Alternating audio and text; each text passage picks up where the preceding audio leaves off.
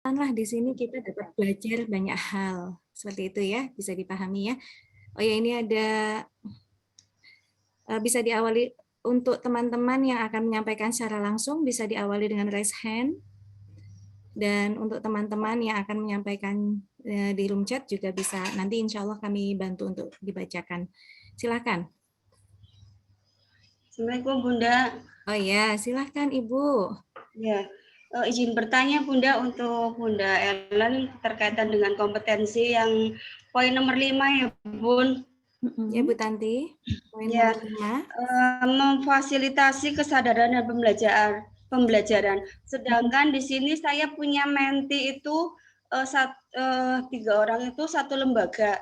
Dan di situ itu pembelajarannya itu sampai siang. Dan kemarin juga dia itu bertanya pada saya, bagaimana saya dapat mengikutinya karena pembelajarannya itu sampai siang. Sedangkan juga harus on kamera. Dia tidak bisa fokus dengan keadaan seperti itu. Dan nanti di sini kan terkait dengan fasilitas itu dilakukan kan harus menti tersebut harus aktif dalam secara efektif ya bertanya dan sebagainya. Sedangkan menti itu juga di pembelajaran juga harus fokus kan dengan anak-anak. Itu cara menyikapinya bagaimana Bunda untuk saya untuk nantinya di poin ke-8 yang tentang evaluasi. Terima kasih Bunda. Oke, terima kasih Bu Tanti. Ya, ya terima kasih Bu Sakyati. Ya, jadi teman-teman kalau nanti di dalam teman-teman melakukan praktek mentoring, memang kan akan ada 2 kategori kegiatan secara umum. Yang pertama observasi, yang kedua adalah percakapan mentoringnya itu sendiri. Ya. Nah, betul ada evaluasi. Evaluasi itu kan bagian dari mentoring ya sebenarnya kan, karena itu kompetensi nomor 8 sebenarnya. Mentoringnya dilakukan mungkin nanti malamnya, atau mungkin kebesokan harinya, atau mungkin pas di akhir pekan gitu ya, di mana waktunya sama-sama pas gitu untuk mentor maupun menti untuk percakapannya. Dilakukan percakapan pun tidak harus secara offline, boleh online, lewat Zoom gitu boleh. Ya, bahkan lewat telepon juga boleh ya percakapannya. Tapi observasinya memang diharapkan langsung. Sedapat mungkin diskusinya juga langsung dalam arti bisa online, bisa offline ya. Telepon itu menjadi opsi, tetapi kalau bisa opsi nomor 2. Kenapa? Karena kalau teman-teman telepon, teman-teman nggak bisa lihat raut wajah dari mentinya. Kalau online masih bisa lihat raut wajahnya, sehingga teman-teman masih bisa berlatih menangkap komunikasi nonverbal yang terlihat melalui ekspresi wajah. Kalau teman-teman lewat telepon, teman-teman masih bisa menangkap komunikasi nonverbal yang tertangkap lewat bagaimana kalimat-kalimat itu dikatakan. Tingkat energinya, cepat pelannya, itu semuanya komunikasi. Tetapi ekspresi wajah nggak tertangkap, sehingga komunikasi nonverbal yang ditangkap jadi terbatas. Jadi dengan strategi ini, harapannya bisa berjalan dengan lancar. Kira-kira membantu nggak Bu Tanti? Ya, terima kasih Bunda. Ya, nanti saya sampaikan sama menti-menti yang lain untuk ya seperti itu tadi yang katakan Bunda Ellen. Terima kasih Bunda. Sama-sama. Selamat pagi. Selamat pagi. Ya, ini di room chat ada tanggapan juga dari Bu Naurah, mungkin review materi ya kaitannya dengan kompetensi, yaitu menggunakan pertanyaan terbuka dalam menggali pengalaman dan pengetahuan menti dalam menemukan solusi, gitu ya. Kemudian juga ada dari Bu Sumarni bahwa pendampingan yang sukses tidak hanya tergantung pada mentor, tetapi juga pada kapasitas menti untuk mau melakukan perubahan ke arah yang lebih baik. Ya. Iya, betul sekali. Terima kasih Bu Naurah dan juga Ibu Sumarni ya yang sudah menuliskan reviewnya. Betul, menggunakan pertanyaan terbuka itu menjadi salah satu kunci keberhasilan mentoring. Kalau di training, ini kan kita semua training. Kalau di training saya banyak mengajar, menyampaikan berbagai pengetahuan, menyediakan kesempatan untuk berlatih, karena ini training, ini bukan mentoring. Ya. Tetapi kalau teman-teman mentoring harus berbeda dengan training. Mentoring itu teman-teman akan banyak bertanya, bukan banyak mengajar. Karena itu mentoring, itu bukan training. Jadi ini adalah poin yang sangat penting untuk kita ingat-ingat ya. Bahwa mentoring dan training adalah 2 hal yang berbeda. Kemudian ini dari Bu Sumarni juga poin yang penting. Keberhasilan itu perlu komitmen dari kedua belah pihak. Kita tidak bisa memaksakan orang lain berkomitmen. yang kita bisa lakukan adalah kita mengusahakan komitmen kita sendiri tidak turun. Terlepas dari apapun yang menjadi respon orang lain. Itu yang membuat seorang mentor itu disebut profesional atau tidak, gitu ya, salah satunya. Bagaimana ia menjaga komitmennya dia untuk tidak turun, terlepas dari bagaimana respon pihak lainnya.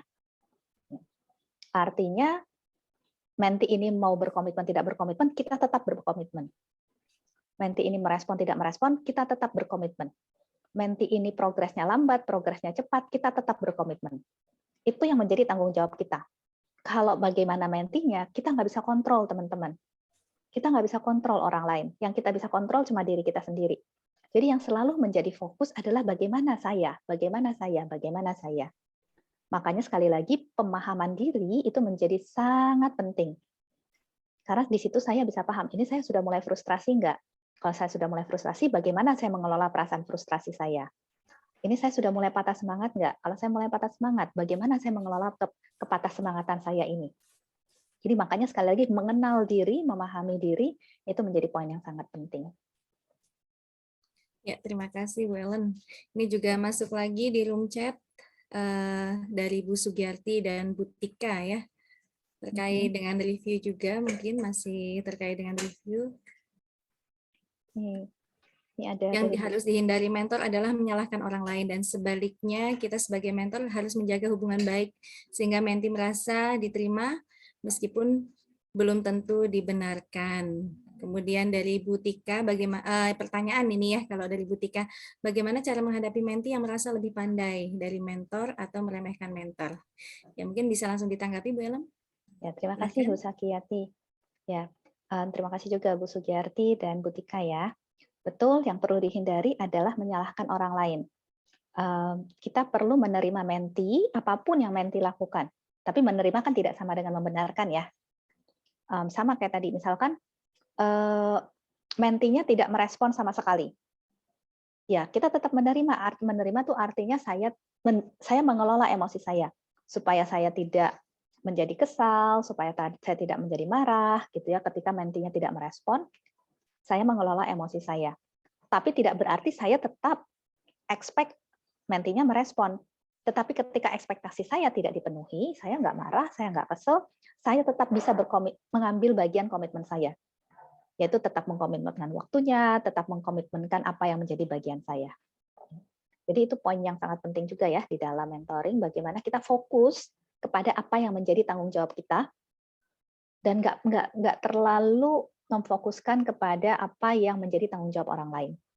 Tanggung jawab kita adalah terus-menerus menstimulasi, kalau itu percakapan mentoring.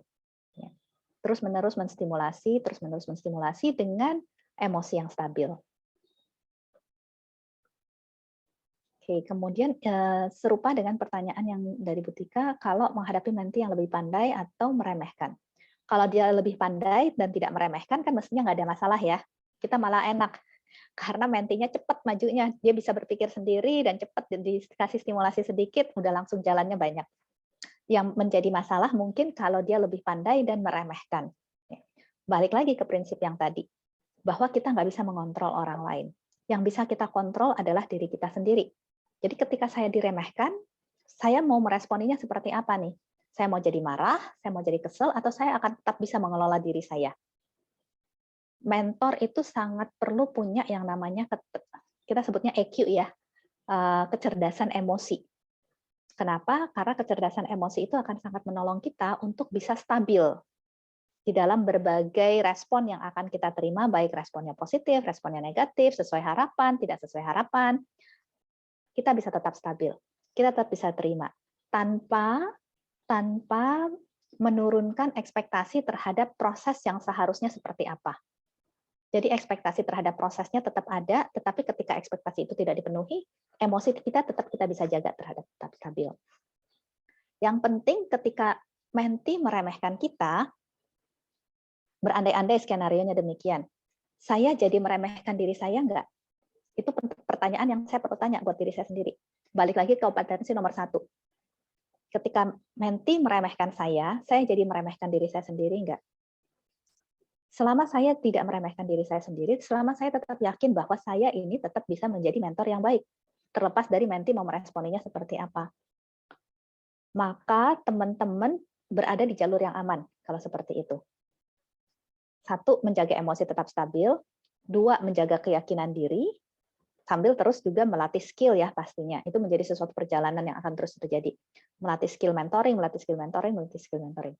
Selama teman-teman lakukan 3 ini, menjaga emosi tetap stabil, menjaga keyakinan diri, dan terus melatih keterampilan mentoringnya, terlepas dari apapun yang diresponi oleh menti, itu enggak masalah.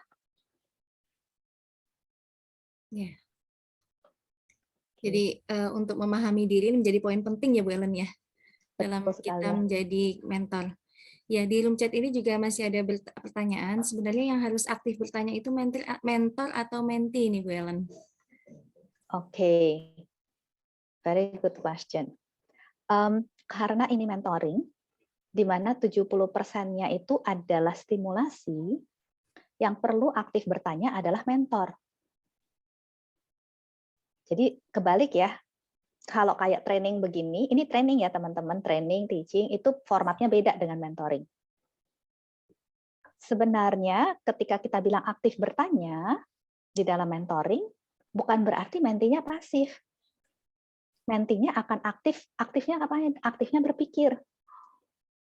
Karena pertanyaan-pertanyaan kita haruslah pertanyaan-pertanyaan yang kemarin saya bilang higher order thinking skill.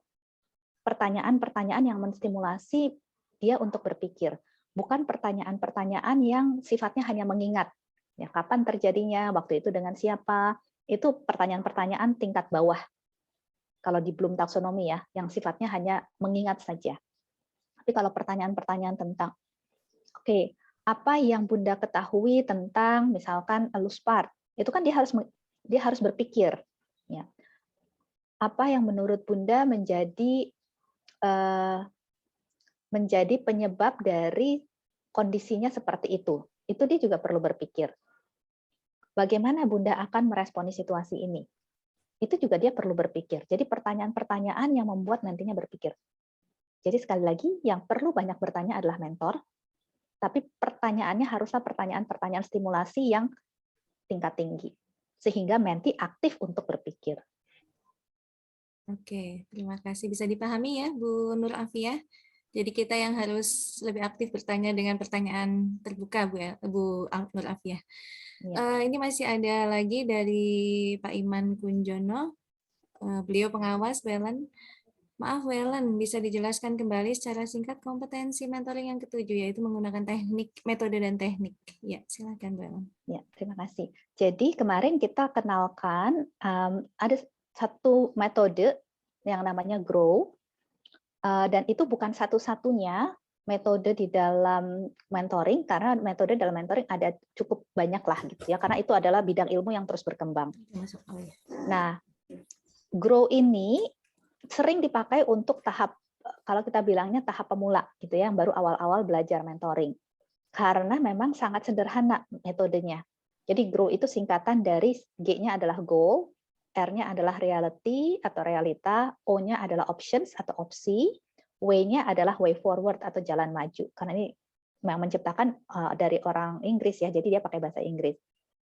Jadi GROW ini akan menjadi panduan kita di dalam memfasilitasi percakapan mentoring. Tahapannya harus mengikuti GROW. Jadi mentoring itu bukan percakapan yang tanpa struktur. Mentoring itu percakapannya ada struktur yang sudah sangat ajak, yaitu GROW tadi. Di awal yang dibicarakan adalah goal-nya. Kemarin kita sudah lihat merumuskan goal itu tidak identik dengan merumuskan masalah. Kalau baru sampai kepada merumuskan masalah, berarti goal-nya belum dirumuskan. Masalah itu perlu dikonversi menjadi pernyataan goal. Kemarin saya udah kasih satu pertanyaan generik ya, yang teman-teman bisa pakai di berbagai sesi untuk mengkonversi pernyataan masalah menjadi pernyataan goal, yaitu terkait dengan masalah ini, apa yang Bunda atau apa yang Anda ingin capai di akhir sesi kita. Itu baru mengarah kepada goal. Jadi merumuskan goal itu tidak cukup hanya sampai merumuskan masalah. Masalah itu harus dikonversi menjadi pernyataan tujuan. Baru tahapan G-nya itu bisa ditutup dan teman-teman mentor bisa pindah ke tahap percakapan berikutnya, yaitu tahap realita. Kalau pernyataan goal-nya belum keluar secara eksplisit, disepakati secara eksplisit, maka teman-teman belum bisa pindah ke tahap realita. Jadi grow ini teman-teman akan pakai di semua percakapan mentoring. Tanpa kecuali, semua percakapan mentoring perlu mengikuti tahapan grow ini, baru bisa disebut itu percakapan mentoring. Kalau tahapannya tidak mengikuti grow ini, itu belum bisa disebut percakapan mentoring. Jadi sekali lagi, mentoring itu punya tahapan percakapan yang sangat ajak. Kemudian tahap realita itu adalah ketika kita bersama-sama dengan menti membahas realita yang ada.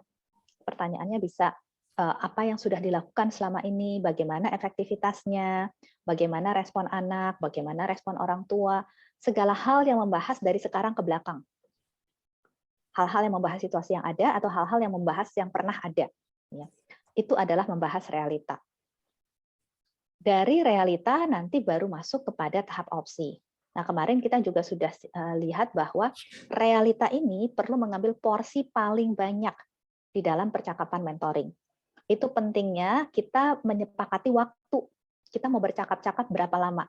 Karena dari waktu tersebut 2/3-nya akan kita ambil untuk realita. Dan ini menolong kita untuk tahu kapan waktu yang tepat untuk masuk ke tahap opsi. Karena kan sekali lagi, percakapan mentoring itu perlu ada minimal 3 bagian. G, R, O. Idealnya sampai W, tapi ada G, R, O minimal ya. Sehingga ketika teman-teman punya panduan waktu ini, teman-teman tahu, oke, ini saya udah harus masuk ke tahap O atau masih saya punya waktu untuk bahas realita. Karena dari waktu yang disepakati, teman-teman akan ambil 2/3-nya. Jadi ini panduan sebenarnya, ini alat bantu, bukan alat untuk teman-teman, bukan untuk menyusahkan, tetapi malah membantu untuk teman-teman bisa melakukan percakapan mentoring dengan baik. Baru yang terakhir adalah O dan W, di mana di O dan W kita akan menstimulasi menti dengan pertanyaan yang menolong dia untuk bisa memikirkan opsi-opsi solusi. Minimal 1 opsi, kalau ada lebih bagus, tapi kalau waktunya tidak memungkinkan, karena sekali lagi, percakapan mentoring adalah percakapan yang perlu tepat waktu. Disitulah teman-teman akan melatih kemampuan untuk mengelola percakapan. Ketika waktunya tidak memungkinkan, minimal ada 1 opsi. Dan 1 opsi itu kita akan bantu menti untuk pikirkan gimana cara untuk melakukannya ya selama waktunya memungkinkan. Tapi minimal perlu ada keluar 1 opsi untuk dia tindak lanjuti karena perlu ada tindakan. Ini sepertinya ada notifikasi akan berakhir 10 menit ya.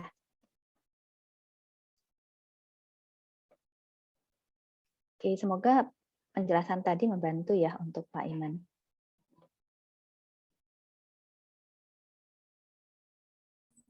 Terima kasih, Bunda Ellen.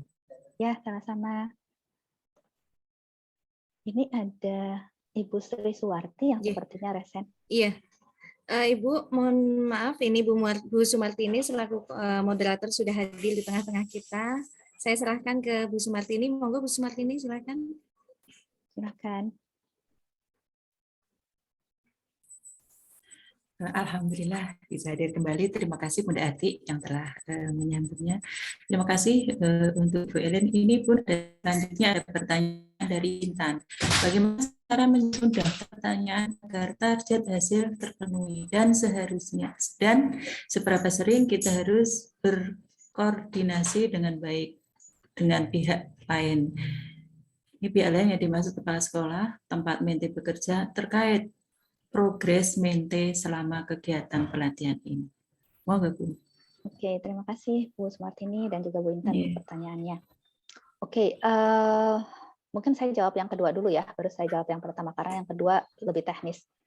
Seberapa sering kita harus berkoordinasi tergantung kesepakatan di awal. Kan kemarin kita bilang bahwa akan menolong kalau sebelum teman-teman melakukan proses mentoring dengan para mentinya, ada penjelasan dulu ya. Mentoring itu apa, peran mentor bagaimana, kita tidak akan banyak mengajar, kita akan banyak bertanya, dan apa yang kita harapkan dari menti perlu banyak aktif berpikir, menjawab pertanyaan, dan lain sebagainya. Di mana basic di dalam pertemuan itu tidak terjadi mentoring.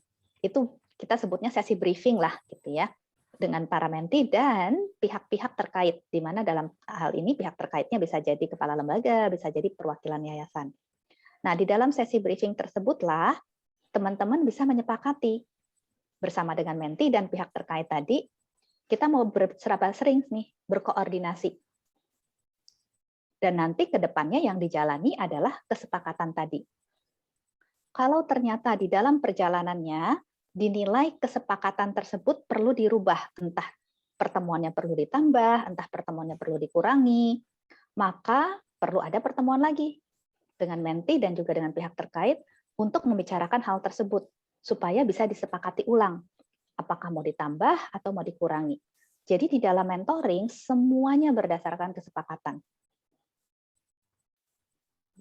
Kira-kira untuk pertanyaan yang nomor 2 ini membantu nggak ya? Sebelum saya jawab yang pertama. Mana Bunda Intan? Bunda Intan? Intan, Suaranya belum keluar kayaknya. Bunda Intan? Bunda Sumartini mohon izin untuk menyampaikan sesuatu. Monggo Bun. Mohon maaf teman-teman, ini ada kendala teknis dalam Zoom kita kali ini.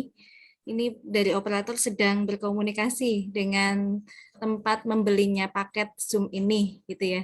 Karena ternyata tidak sesuai ada beberapa hal yang harus dikomunikasikan. Jadi barangkali nanti mungkin terlepas lagi. Mohon nanti tetap stay tune ya. Stay tune supaya nanti bisa langsung kembali lagi. Tapi ini tetap sedang kami usahakan berkomunikasi dengan tempat kami membeli paket itu. Mungkin itu saja. Terima kasih. Dilanjutkan kembali Bu Sumartini. Matur nuwun Bunda Ati. Monggo Bunda Intan, bagaimana tentang penjelasan dari Bunda Ellen? Apakah sudah bisa dimengerti? Bunda Intan? Suaranya belum keluar sepertinya Bunda Intan. Mungkin kalau sulit bisa ditulis di chat juga kali ya. Ya, Bunda Intan suaranya Bun. Bunda Intan suaranya dulu. Di mute. Tuh, suaranya dulu dibuka. Oke, sambil saya menunggu, saya jawab dulu pertanyaan nomor pertama ya. Cara menyusun Ibu. daftar pertanyaan. Nah, teman-teman sebenarnya bisa aja, sangat bisa teman-teman sebelum sesi itu sudah buat daftar pertanyaan. Daftar pertanyaannya tuh akan menolong kalau teman-teman punya daftar berdasarkan kategori. Jadi kalau kategorinya G, pertanyaannya apa aja? Kayak tadi, apa yang bisa saya bantu? Kira-kira terkait dengan masalah ini, apa yang ingin Bunda capai di akhir sesi? Itu kategori pertanyaan di tahap G. Kemudian teman-teman bikin daftar pertanyaan di tahap R. Misalkan, apa yang sudah pernah dilakukan selama ini, bagaimana hasilnya, bagaimana respon dari anak, bagaimana respon dari orang tua, kemudian apa yang menurut Bunda berhasil, apa yang menurut Bunda masih menjadi tantangan, itu semua pertanyaan di tahap R. Kemudian untuk tahap W, apa yang kira-kira bisa dilakukan, apa yang menurut Bunda atau Yanda itu menjadi pilihan yang baik, kemudian apa yang bisa mendukung, atau siapa yang bisa mendukung, itu pertanyaan-pertanyaan di tahap opsi. Kemudian di tahap W, kapan ini mau dilakukan, apa yang diperlukan untuk ini bisa segera dimulai, kemudian apa yang bisa menjadi tantangan ketika ini dilakukan, itu contoh-contoh pertanyaan di tahap W. Jadi teman-teman bisa create, bisa buat daftar pertanyaan tahap G, tahap R, tahap O, tahap W. Itu untuk perbendaharaan sendiri. Nanti ketika masuk ke dalam percakapan mentoring, apakah pertanyaan itu dipakai atau urut-urutannya yang dipakai itu seperti apa, kita nggak bisa tahu. Kenapa? Karena pertanyaan yang akan kita lontarkan akan sangat tergantung dari jawaban menti. Jadi itu menolong untuk kita punya bank di otak kita entah daftar pertanyaan, tinggal oke, pada saat menti jawab ini, mana nih dari bank ini yang mau saya pakai. Kalau menti jawabnya begini, mana nih dari bank ini yang mau saya pakai, itu bisa. Ya. Jadi boleh teman-teman bikin daftar pertanyaan, tetapi berdasarkan kategori, sehingga nanti dari jawaban itu teman-teman lebih mudah. Walaupun biasanya dalam pengalaman saya seringkali ada jawaban-jawaban yang ketika dilihat di banknya nggak ada yang cocok gitu ya, sehingga harus bikin pertanyaan yang benar-benar baru yang memang sesuai dengan jawabannya dari nanti. Semoga membantu memperjelas ya. Gitu Bunda Intan, gimana? Oke, Bunda Intan. Oke. Ini ada lanjutannya ya kayaknya di chat. Sudah. Apakah harus membuat jurnal kegiatan ya? Oke.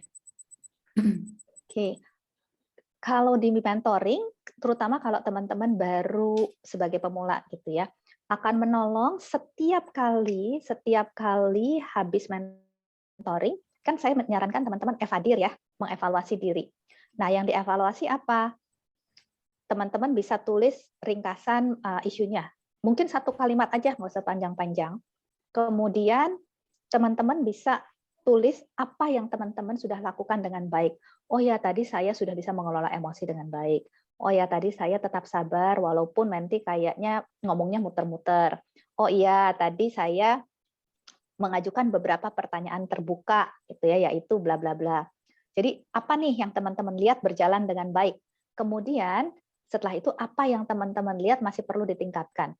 Oh ya, tadi kayaknya saya masih sempat blank untuk mikirin pertanyaannya apa ketika menti menjawab seperti ini. Oh ya, tadi saya kayaknya ada masih beberapa pertanyaan tertutup. Saya juga masih ada beberapa sandwich question seperti ini. Nah, itu teman-teman buat untuk siapa? Bukan untuk saya, bukan untuk panitia, tetapi untuk teman-teman sendiri. Karena itu sudah dibuktikan oleh penelitian akan sangat menolong teman-teman untuk bisa progresnya cepat di dalam mengembangkan keterampilan mentoring. Karena evaluasi itu bagian dari kompetensi. Kompetensi nomor 8 kan. Dengan teman-teman sering melatihnya, maka kompetensi teman-teman di dalam melakukan mentoring juga akan semakin bisa bertambah. Selain di kompetensi nomor 8, itu sangat menolong di kompetensi nomor 1, memahami diri.